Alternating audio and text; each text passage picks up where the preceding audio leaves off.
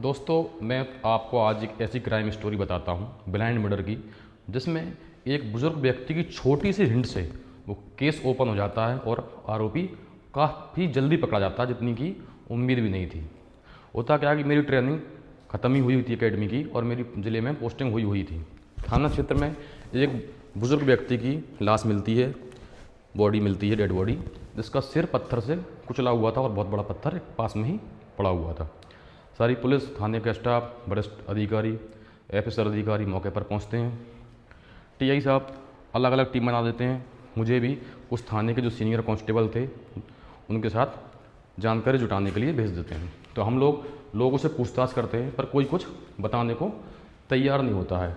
तभी घटनास्थल से थोड़ी सी दूर, लगभग 50-60 मीटर दूर, एक बुजुर्ग व्यक्ति बैठे हुए दिखते हैं और उनका सोने का बिस्तर भी जहाँ पर वो बैठे थे चबूतरा टाइप का था, उस पर रखा हुआ दिखता है। तो इससे उम्मीद लगी कि ये दादा रात में भी यहीं पर सो रहे होंगे।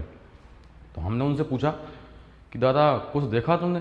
तो बोले बेटा मैं क्या देखूंगा। अरे हमने बोला कुछ तो देखा होगा। बोले मैंने कुछ नहीं देखा। फिर उन दादा को बोला कि तुमने कुछ तो देखा हो, जो कुछ भी देखा हो वो बताओ।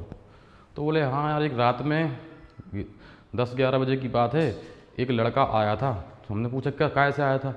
बोले गाड़ी होती है एक्सल हैवी ड्यूटी, उससे आया था और वो उस तरफ गया और आधे घंटे बाद वापस आया। फिर वो 10-15 मिनट बाद लौट के आया, फिर उसी तरफ गया और तत्काल 5 मिनट में लौट कर वापस आ गया। तो इतनी सी बात से जो मेरे साथ कांस्टेबल था, बड़ा समझदार, अच्छा वो था, काफ़ी समय से थाने में था, उसने बोला कि चलो सर मर्डर ट्रेस हो गया। तो मैंने कहा भाई पागल हो गए हो क्या, इतनी सी बात से मर्डर कैसे ट्रेस हो जाएगा? तो बोले आप तो चलो, टेंशन ख़त्म, अपना आरोपी पकड़ने चलते हैं। अरे मैंने कहा भाई तुम्हें आरोपी का ही मालूम चल गया इतनी जल्दी? तो हम जाते हैं, वो लड़के के घर पर ले जाता है और उस लड़के को पकड़कर थाने पर लाते हैं। और वो 18 साल का ही लड़का था, वो दुबला पतला, और उसने बता दिया कि हाँ मैंने मारा। अब आपको क्यों मारा उसने, कैसे मारा, उसके बारे में बताता हूँ। जो दादा की हत्या हुई थी वो भी 60-65 साल के थे और मूंगफली बेचने का ठेला लगाते थे, चूँकि वो भी गांजा पीते थे और ये लड़का भी गांजा पीता था। तो इस चक्कर में इनकी दोस्ती हो जाती है और वो लड़का गांजा पीने के लिए दादा के घर पे आते हैं, क्योंकि वैसे झुग्गी झोपड़ी टाइप की वो बस्ती थी। वहाँ पर वो पुराना उसका दादा का मकान था, वहाँ वो गांजा पीते हैं। गांजा पीते पीते उस लड़के की नज़र जो दादा ने मूंगफली बेची थी, उससे जो पैसे कमाए होंगे 100-150 रुपये, उन पर पड़ती है। वो दादा से वो पैसे मांगता है। तो दादा बोल देते हैं कि वो पैसे तो मैं दे नहीं पाऊंगा, और दोनों नशे में होते हैं, तो दोनों की गाली गलौज झगड़ा चालू हो जाता है। तो वो पास में पड़ा हुआ पत्थर उठाकर दादा के ऊपर पटक देता है और दादा की मृत्यु हो जाती है और तत्काल वो वहाँ से भाग जाता है।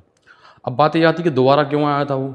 तो दोबारा जब वो उसने बताया था कि दोबारा मैं इसलिए आया था कि मैं मेरा जो मोबाइल था मैं वहीं पर छोड़ आया था। आपको लग रहा होगा कि इतनी सी बात से कैसे ट्रेस हो गया? इसमें दो चीज़ें हैं। एक तो जो आरक्षक है उसको थाने क्षेत्र की जानकारी बहुत अच्छी थी, उसको मालूम था कि किस आदमी पे जो बुजुर्ग व्यक्ति ने हुलिया बताया था ना कि हैवी ड्यूटी एक्सल गाड़ी किसके पास, उसकी फितरत क्या है। उसको मालूम था कि लड़का है, नशेड़ी है, गांजे का नशा वशा करके घूमता रहता है, ये मर्डर कर सकता, पूरी संभावना है। अब वो दादा अगर हम बार बार पूछ रहे तो नहीं बताता, उसने छोटी सी बात हमें बताई, उससे ही मर्डर खुल गया। तो आपसे पुलिस कभी पूछताछ करती है, यदि आपको छोटी सी भी जानकारी है तो बताना चाहिए।